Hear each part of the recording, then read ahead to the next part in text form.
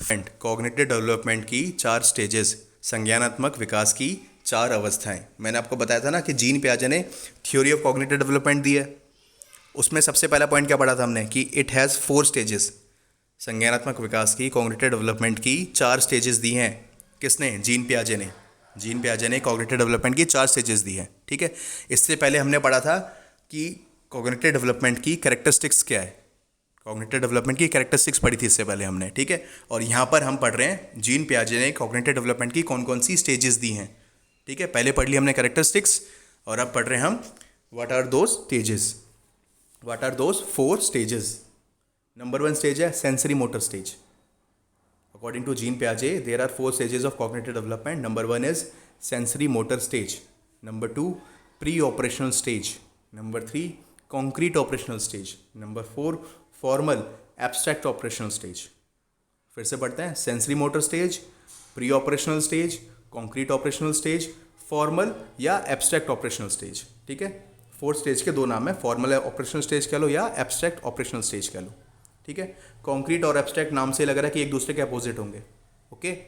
यहाँ पर इनकी एजेस दी है, यहाँ पर इनकी एज दी हुई है। अब देखो ये एज आपको समझाने के लिए दी है, कोई हार्ड एंड फास्ट रूल नहीं है कि 0 से 2 साल की उम्र तक ही होना है।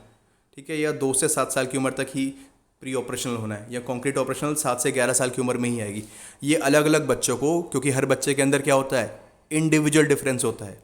हर बच्चे के अंदर, हर इंसान के अंदर इंडिविजुअल डिफरेंस है कि नहीं है, व्यक्तिगत विभिन्नता है कि नहीं है, हर इंसान एक दूसरे से अलग है कि नहीं है। ठीक है। तो वो इंडिविजुअल डिफरेंस के बेसिस पर जो ये स्टेजेस हैं, 4 स्टेजेस ऑफ कॉग्निटिव डेवलपमेंट है, इनके आधार पर ये वाली जो एजेस हैं ये आपको समझाने के लिए दी है। ठीक है। कि जनरली ऐसा होता है, but there is no hard and fast rule कि ऐसा हमेशा होगा ही होगा। ठीक है। अब हम इन सारी स्टेजेस को डिटेल में पढ़ते हैं कि सेंसरी मोटर स्टेज क्या है, प्री ऑपरेशनल क्या है, कॉन्क्रीट ऑपरेशनल क्या है और फॉर्मल या एब्स्ट्रैक्ट ऑपरेशनल स्टेज क्या है। सबसे पहले पढ़ते हैं sensory motor stage. Sensory motor stage समझाने के लिए दिया हुआ है कि ये 0 से लेकर 2 साल की उम्र तक चलती है। ठीक है।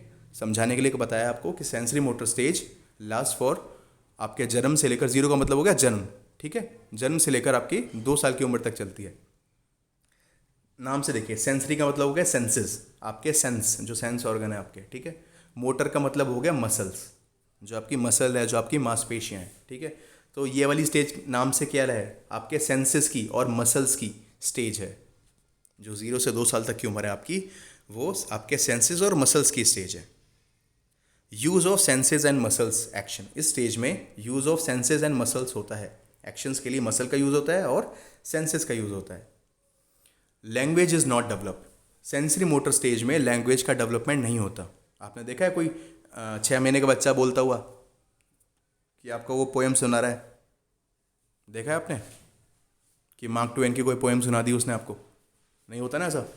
तो सेंसरी मोटर स्टेज में लैंग्वेज का डेवलपमेंट नहीं होता। Language is not developed in sensory motor stage. इस स्टेज में बस सेंसेस और मसल्स का यूज़ होता है। टेंडेंसी ऑफ इमिटेशन, इस स्टेज में, सेंसरी मोटर स्टेज में टेंडेंसी ऑफ इमिटेशन होता है। इमिटेशन का मतलब होता है नकल मारना। ठीक है। कॉपी करना। तो सेंसरी मोटर स्टेज में जो बच्चे की टेंडेंसी होती है वो इमिटेट की होती है, इमिटेशन की होती है, नकल मारने की होती है, कॉपी करने की होती है। Development of object permanency, sensory motor stage के अंदर ऑब्जेक्ट परमानेंसी का डेवलपमेंट शुरू हो जाता है। सेंसरी मोटर स्टेज के अंदर ऑब्जेक्ट परमानेंसी का डेवलपमेंट शुरू हो जाता है। अब ऑब्जेक्ट परमानेंसी क्या है ये जान लेते हैं। ऑब्जेक्ट परमानेंसी एक बहुत इंपॉर्टेंट टर्म है, आपने सुना भी होगा। Object permanency is capability of searching hidden objects. Capability of searching hidden objects, जो छुपी हुई चीज़ें हैं उनको ढूंढ निकालने की क्षमता। Capability of searching hidden objects, जो चीज़ें छुपी हुई है उसको ढूंढने की क्षमता। इसका एक एग्जांपल क्या होता है सेंसरी मोटर स्टेज में? कोई छोटा सा बच्चा है, 6 महीने का, 8 महीने का या 1 साल का, उसकी मम्मी उसको खिला रही है। खिलाते खिलाते उनको ध्यान आया कि रसोई में दूध रखा है उबलने के लिए, वो निकलने वाला है। तो मम्मी क्या करती है, फटाक से बच्चे को लटाती है बेड पर और कमरे से बाहर चली जाती है रसोई की तरफ। बच्चा क्या देखता है कि मम्मी चली गई, उसको मम्मी दिखाई नहीं दे रही, मम्मी का टच फील नहीं हो रहा उसको, मम्मी की स्मेल नहीं आ रही उसको। समझ रहे हो आप? माँ ने बच्चे को गोद में उठा रखा है, तो बच्चा माँ की गर्मी फील कर रहा है, माँ का टच फील कर रहा है, माँ की स्मेल आ रही है उसको। ठीक है।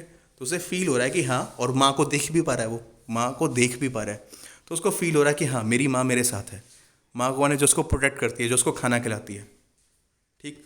तो उसको पता है कि हाँ मेरे साथ कोई ऐसा है जो मेरा ध्यान रखता है।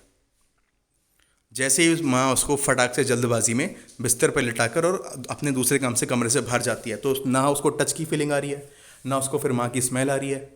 ठीक है, प्लस वो देख भी नहीं पा रहा है उनको, अपनी मम्मी को देख भी नहीं पा रहा है। तो बच्चा जब अकेला फील करता है, उसको लगता है माँ चली गई, उसको प्रोटेक्ट करने वाला इस दुनिया से चला गया, वो है ही नहीं, गायब हो गया कहीं पर, तो बच्चा रोने लगता है।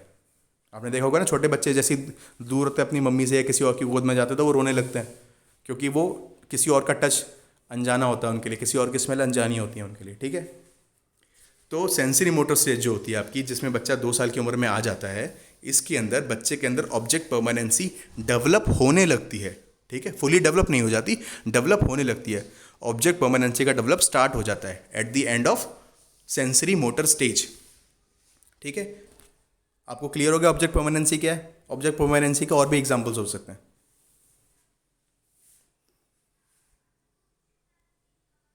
इसका ऑब्जेक्ट परमानेंसी का जो इन्होंने वैसे जीन पियाजे ने जो एक्सपेरिमेंट करा था, इन्होंने क्या करा था कि इनके बच्चे खेल खेल रहे थे और इन्होंने एक बॉल ली, जिस बॉल से खेल रहे थे उस बॉल को लेकर इन्होंने कमरे के बाहर फेंक दिया।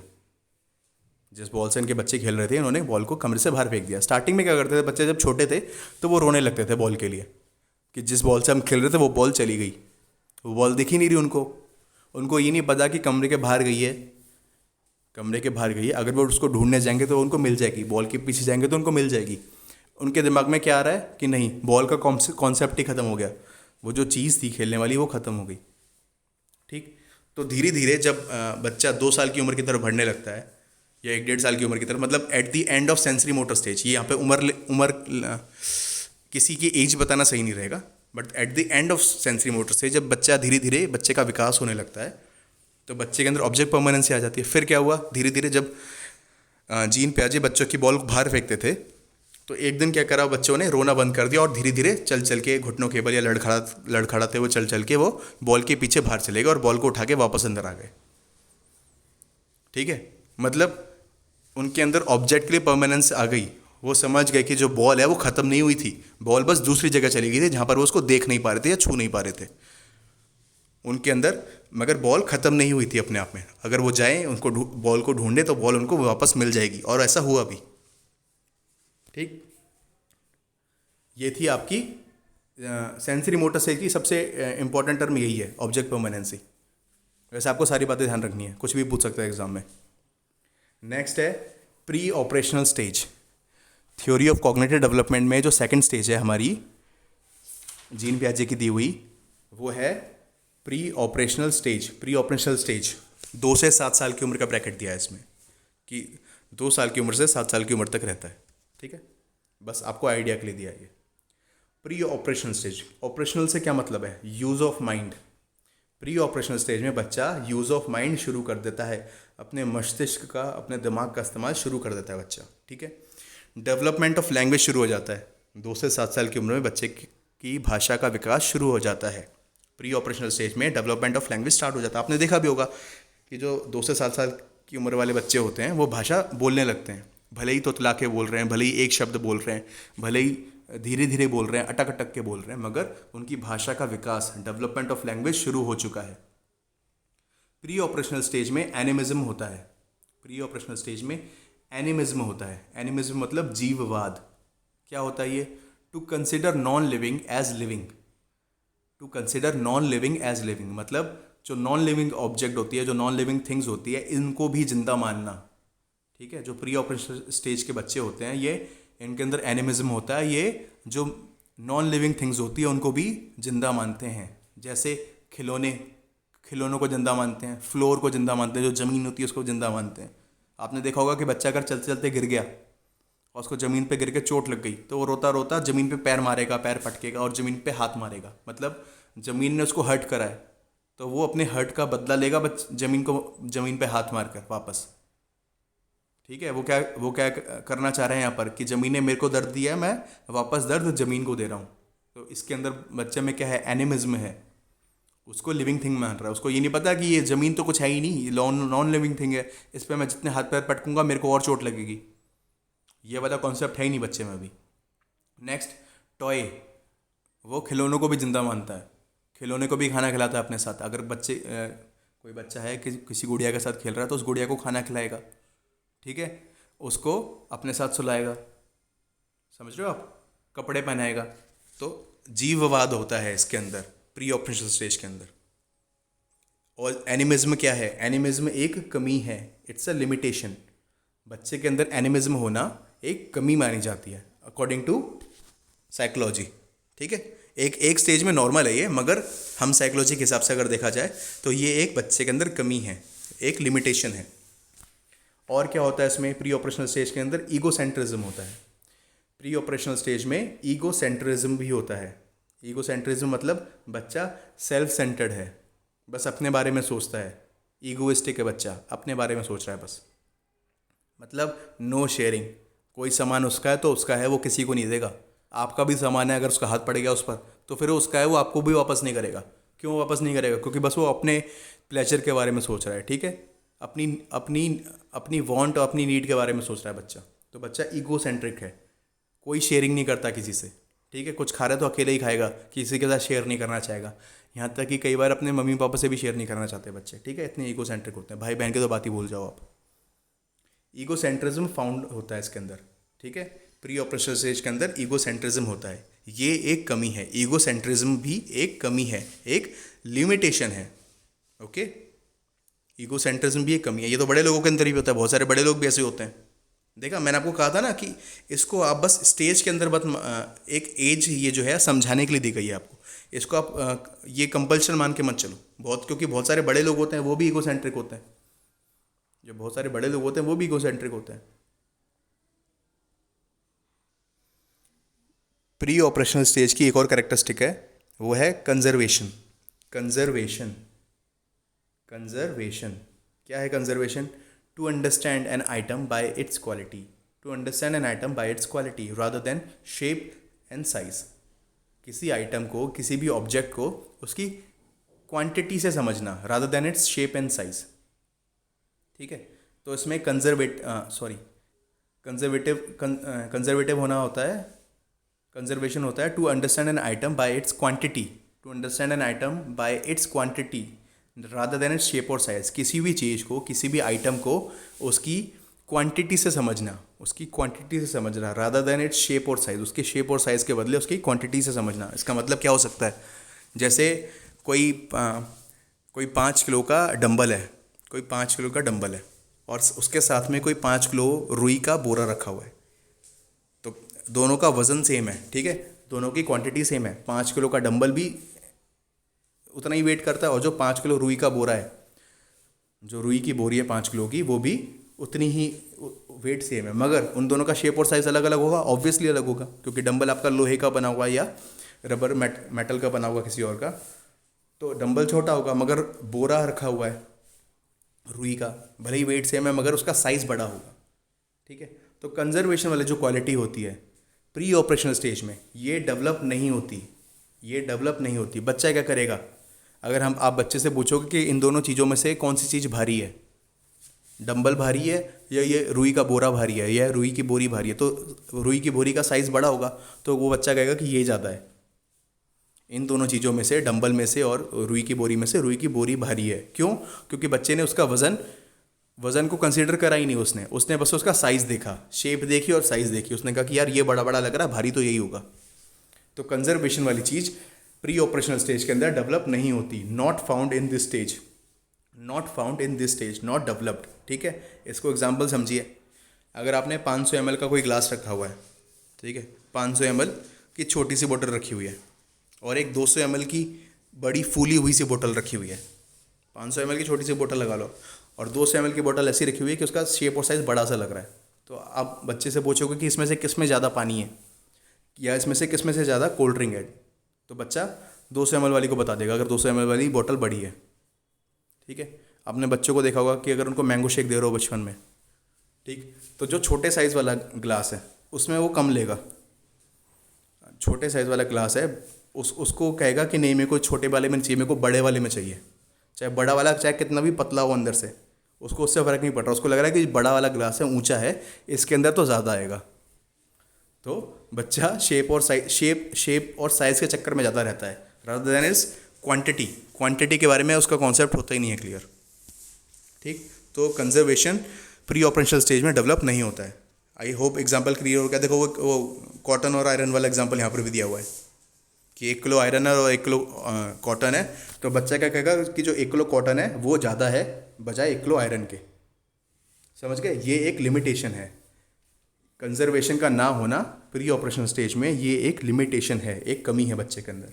ठीक है, प्री ऑपरेशनल स्टेज में रिवर्सिबिलिटी नहीं होती है। जो रिवर्सिबिलिटी होती है नहीं होती है। मतलब रिवर्सिबिलिटी क्या होती है कि आपने कहीं से कोई चीज़ शुरू करी, आप उसके अंत तक गए और फिर वापस लौट के आ गए। आपने कोई चीज़ शुरू से गए, पॉइंट ए से पॉइंट बी तक गए और फिर पॉइंट बी से लौट कर वापस पॉइंट ए पर आ गए। ठीक है, ये होती है रिवर्सिबिलिटी। समझे आप, पॉइंट ए से पॉइंट बी तक गए और फिर पॉइंट बी से वापस पॉइंट ए पर आ गए, ये हो गई रिवर्सिबिलिटी।